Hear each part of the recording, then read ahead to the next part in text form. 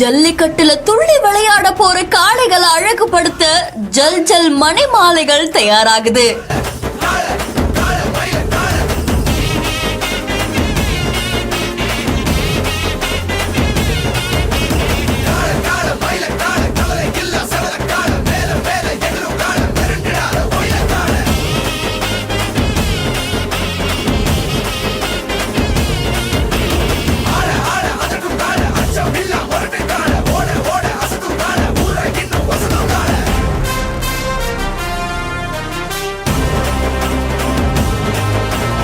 இந்த வருஷத்துடைய ஸ்பெஷலா தாவேகா கட்சி நிறத்துல மணிமாலை தயாராகுதான்.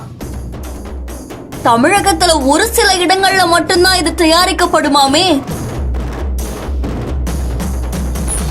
ஒவ்வொரு வருஷமும் தை பிறந்தா கூடவே ஜல்லிக்கட்டும் தயாராகும். அப்படி ஜல்லிக்கட்டு காளைகளை அழகுபடுத்துறதுக்காக அவங்க என்ன பண்ணுவாங்கன்னா, அதோடைய கழுத்துல ஜல் ஜல் சத்தம் வரக்கூடிய மணி மாலைகளை அணிவிப்பாங்க. அப்படிதான் இந்த வருஷமும் அவங்க விட்டு காளைகளை அழகுபடுத்துறதுக்காக மணி மாலைகளை வாங்க வந்திருக்காங்க. ஒவ்வொரு மணி மாலையுமே ஒவ்வொரு நிறத்துல இருக்குமா. இந்த காளையுடைய கழுத்துல கட்டப்படுற இந்த மணியானது தமிழகத்துல ஒரு சில இடங்கள்ல மட்டும்தான் தயாரிக்கப்பட்டு வருதாம். அதுல குறிப்பா சிங்கமுன்னரி பகுதியில் இருக்கக்கூடிய சேவக பெருமாள் ஐயனார் கோவில் காளைகளுக்கு மணி மாலைகள் கட்ட தொடங்கினாங்களாம். இப்போ 4 தலைமுறையா குலத்தொழிலா இந்த மணி மாலைகளை செஞ்சு அது பல இடங்களுக்கு போய் சேருதாமா. இந்த நிலையில இந்த மணி மாலைகளை ஒவ்வொருத்தரும் ஒவ்வொரு நிறத்துல வாங்கிப்பாங்க.